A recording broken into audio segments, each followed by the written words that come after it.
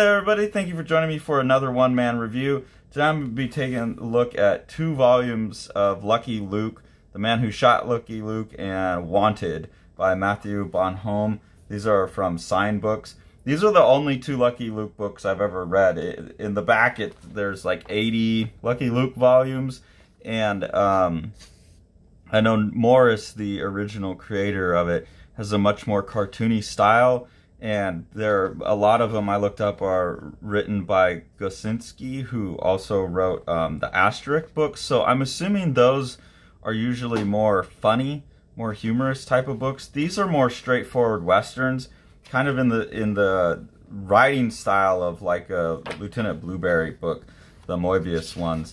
I do find it really interesting that the European comic scene seems to fetishize the Western so much. I don't think this is something that like anyone in America is doing anymore, even though it's obviously an American genre.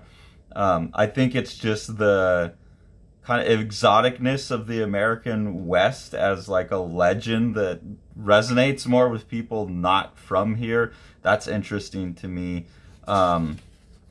But yeah, these remind me kind of Blueberry books. Like I said, I've never read Lucky Luke ones, but my assumption is those are funny books. These are more straightforward Western stories. And Western is a genre I've never really resonated with, like old Western movies and stuff. I just always found boring.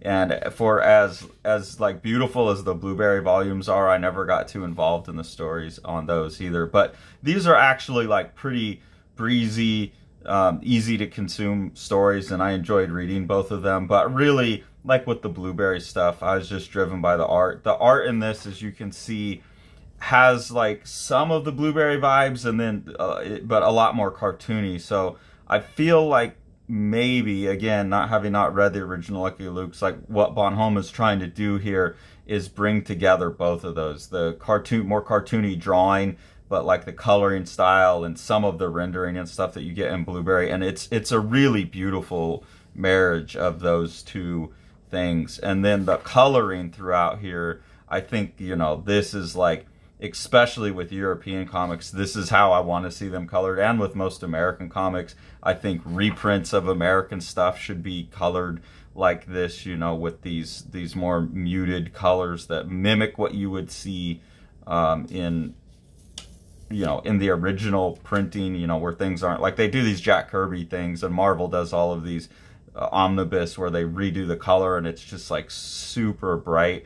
This is awesome. This flat colors. Every now and then you'll get a gradient like right here, but that doesn't look like computer rendering. So and a limited palette, so you have to get clever with it. Like scenes like this where it's all blue and then just this red from the end shining through, or this little slice of red there. I think it's just a great way of coloring, not worrying about local color. Like sometimes you establish, okay, he's got the red, yellow, and blue, that's like part of his suit, but there's plenty of times where he's also just colored in all yellow or all blue or something like that. I was thinking about it a lot while I read it, and it's a point that Sean always comes back to, is that really good art, and especially cartooning, has like a silhouette function where if you took away all the details, you'd still recognize what was going on. Like this right here, if you black this out, you would still see that it's a man at a bar. You wouldn't see all the details of his costume. And coloring like this actually reinforces the silhouette, and so it reinforces the design and the design impact of the image. When you go in and you color every piece, you would think it would make the art look more detailed, you know, like if each one of these was colored in with their local colors. But you know, like this panel here, but to me, a drawing like this winds up looking more detailed because you like break it into a couple, you know, you break it into those silhouettes of a couple easy to decipher kind of pieces of information, and then the line work handles all the details, so it makes me pay more attention to line work. On panels like this, where everything's colored in with the local color, I actually pay less attention to the line work, and it winds up looking less detailed. And that's a hard lesson I learned by trying to color something, you know, with this style, but then trying to color in everything very detailed. And so this type of coloring where you just color on the silhouette is so powerful. And I think maybe this book is the first time where I've really solidified that in my mind. So, I mean, huge props to Bonhomme for just being not only an absolutely fantastic cartoonist, but just a beast of a colorist as well. This is a scene here that shows exactly what I'm talking about, because everything's just really in like this color and this color, or these three colors. I mean, you have some red here, but all through this sequence you only really have three colors plus black, and everything makes perfect sense, but you get all of these like silhouettes, and the way he stacks the shapes and the silhouettes with colors is fascinating. The stories in these volumes are pretty standard Western stuff. Like this one is Lucky Luke comes into town and there's some corrupt sheriffs and he helps solve a mystery, and you know, somebody shoots who they think is him, and then obviously it's not, because you're not going to kill Lucky Luke.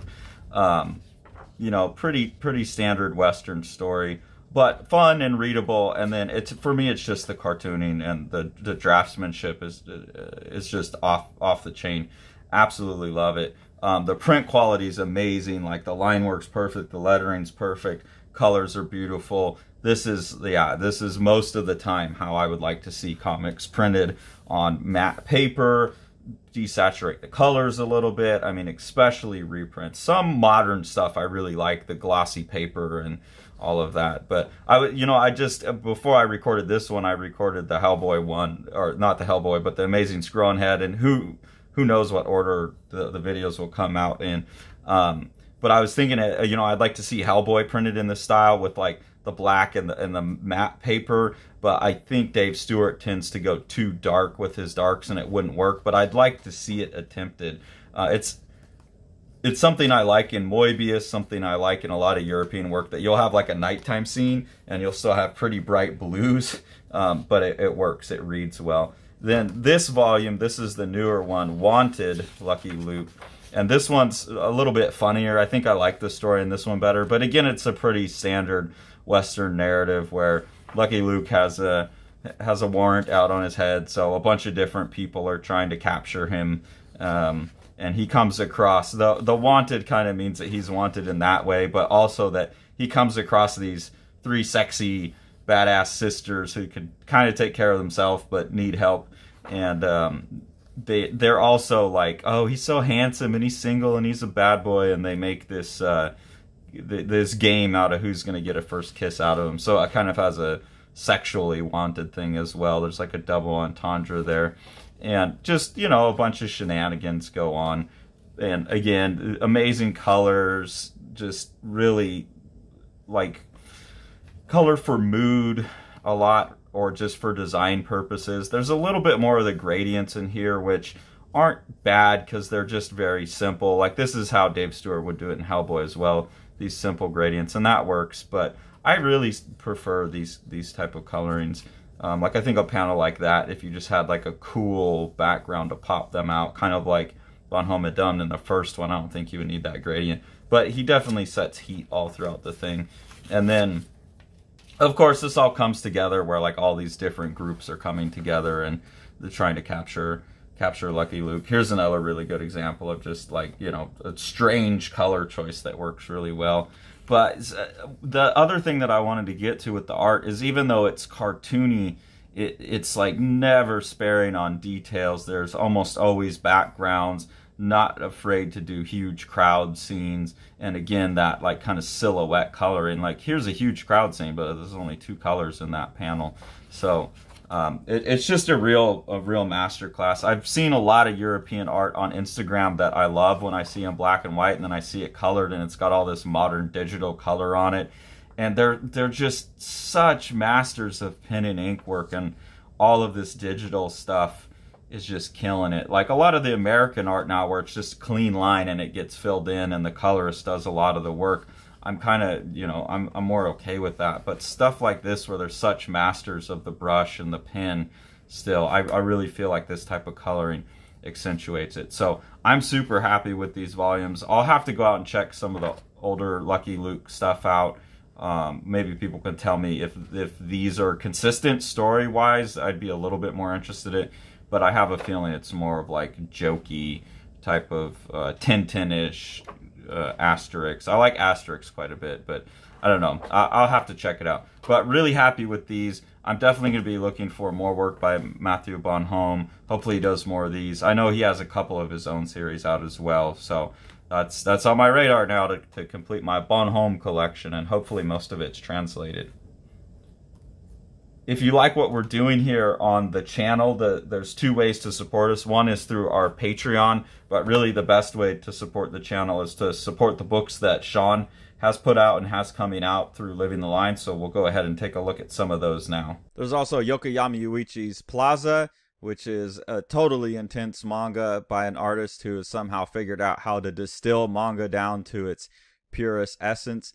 This book was successfully funded on Kickstarter, but if you missed the Kickstarter, you can order it through any comic store, any bookstore, Amazon, any place that you would normally get your graphic novels from. Eric Creek's The Exile, which has been described by the artist as his Viking Western.